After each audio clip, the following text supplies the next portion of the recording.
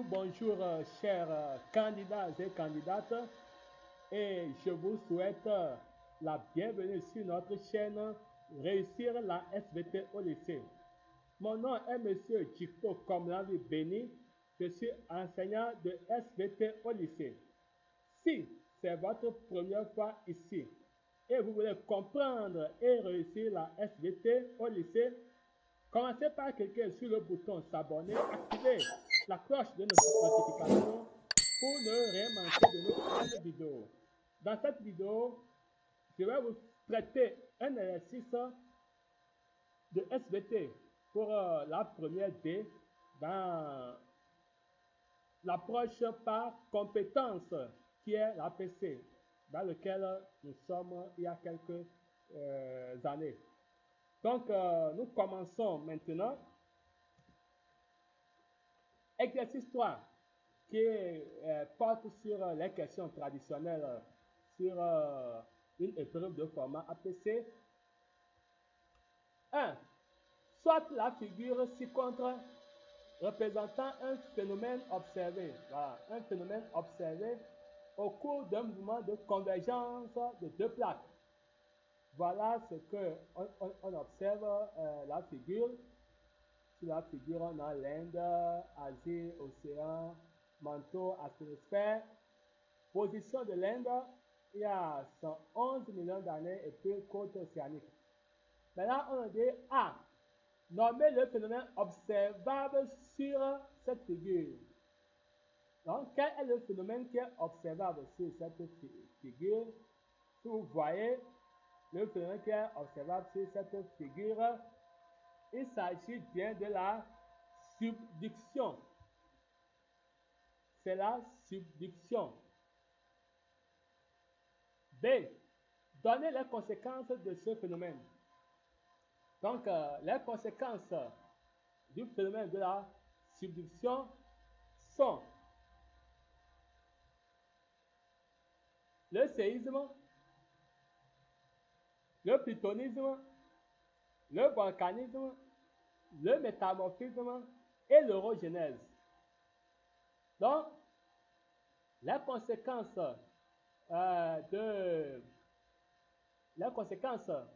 du phénomène de la subduction sont le séisme, le plutonisme, le volcanisme, le métamorphisme et l'orogenèse.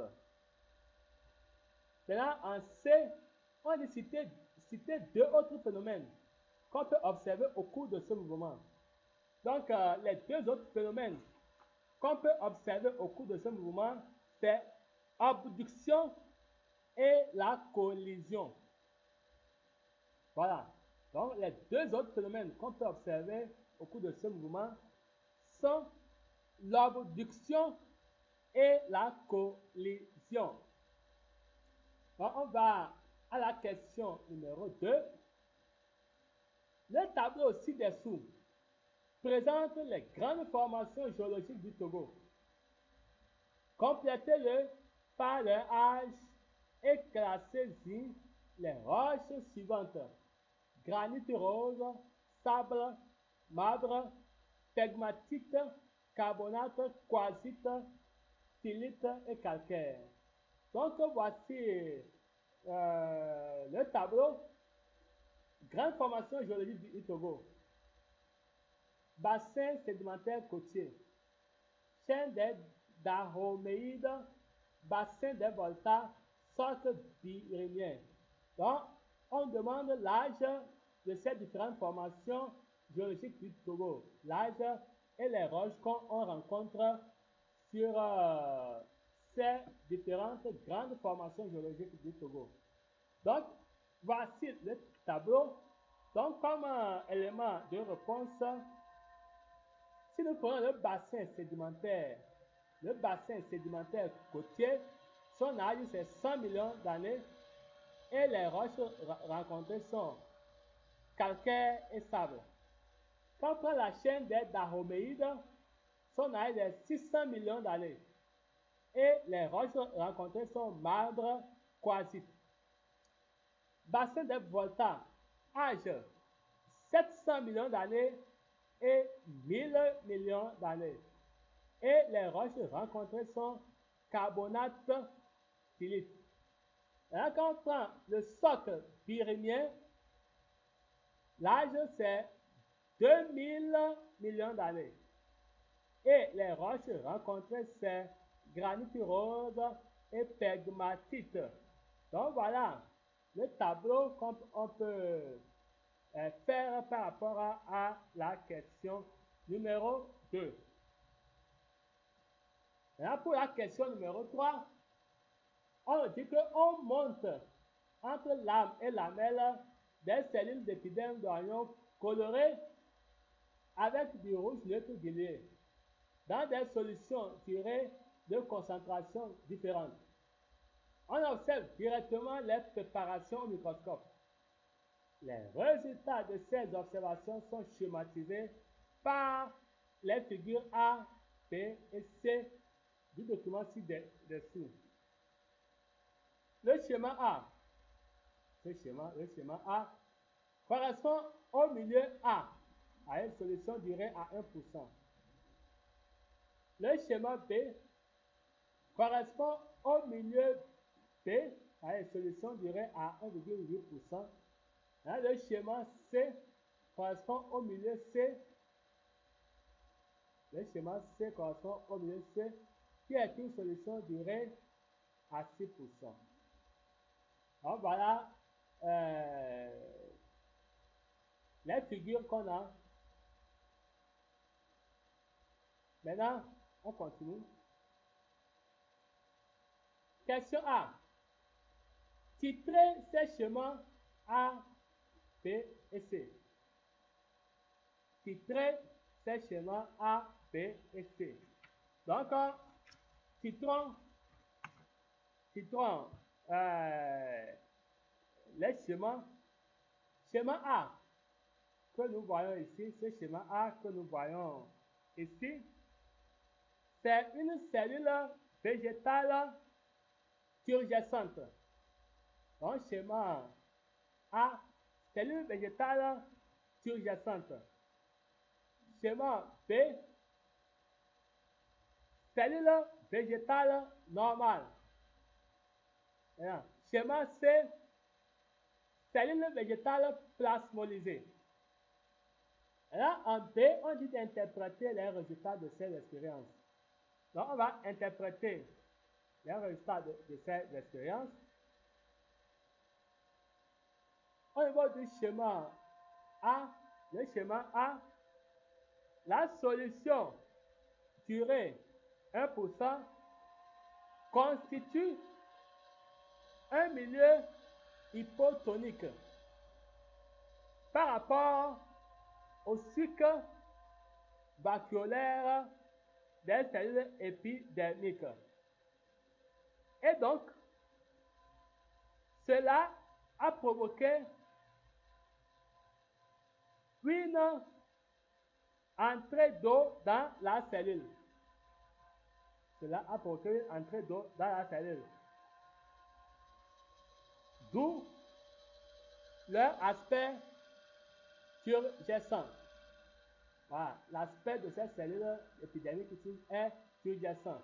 Donc, ce qui pouvait expliquer ça, c'est que la solution durée est une solution hypotonique au contenu par rapport au sucre vacuolaire. Solution ou bien milieu hypotonique par rapport au sucre vacuolaire des cellules épidermiques. Et cela a provoqué une entrée d'eau dans la cellule, d'où leur aspect turgescent. Quand on prend le schéma B qu'on a ici, on va dire que la solution durée 1,8% qui ne modifie pas la forme normale des cellules épidermiques est une solution isotonique au contenu du sucre vacuolaire.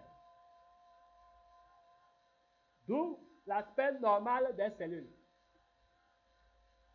Donc ici, on connaît que la cellule épidermique ou bien les cellules épidermiques sont dans le milieu isotonique.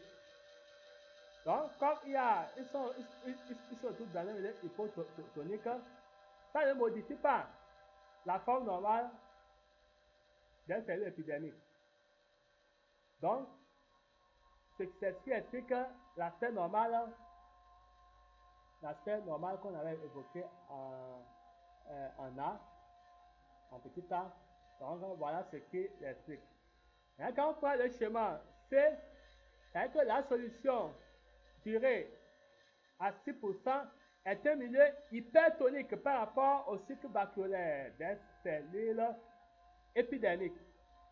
C'est ce qui a provoqué une sortie d'eau des cellules, d'où leur aspect plasmolisé. Voilà. Pourquoi les cellules épidermiques sont plasmolisées dans le milieu C? C'est parce que le milieu C est hypertonique par rapport au cycle vacuolaire des cellules épidermiques. Et la conséquence, c'est que ça a provoqué une sortie d'eau des cellules, de l'aspect plasmolisé. Maintenant, C, on doit calculer la pression osmotique. Calculer la pression osmotique qui règne à l'intérieur des cellules épidermiques à 20 degrés Celsius. On donne urée, la formule de l'urée, R, et puis H1, la masse molaire de l'hydrogène, de carbone, d'azote et d'oxygène. Donc, pour calculer de la pression osmotique à l'intérieur des cellules. Donc, voilà la formule de la pression osmotique, IRC sur MT. Donc, I ici est égal à 1, car l'urée est un corps moléculaire. Maintenant, C, qui est 1,8%, est égal à 18 grammes par litre. Donc, la masse molaire de l'urée, avec la formule de l'urée qu'on a, la masse molaire, ça fait 12 plus 16 plus 2 facteurs de 14 plus 2. Et ça va donner 60 grammes par mol. Là, quand on prend la température ici, ça va être 273 plus 20. C'est-à-dire que la température en degrés Celsius. Donc, on aura pour la température ici absolue, on aura 293 Kelvin. Et donc, on connaît R. Donc, la pression osmotique, si on passe à l'application numérique, on aura 1 fois 0,082 fois 18 sur 60 fois 293.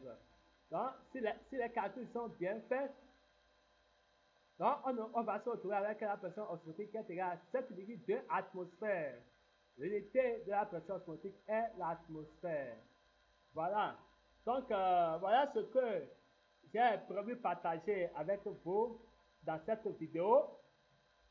Et j'espère que cette vidéo vous a permis de mieux comprendre les exercices qui portent sur la subduction et sur la subduction et sur le chapitre des échanges cellulaires. Donc, si vous avez des questions, posez-les dans les commentaires. Et n'oubliez pas de mettre un j'aime sous la vidéo pour me soutenir et partagez la vidéo avec vos amis. Donc, quant à moi, je vous donne rendez-vous la semaine prochaine pour une autre aventure. D'ici là, portez-vous bien et bye bye.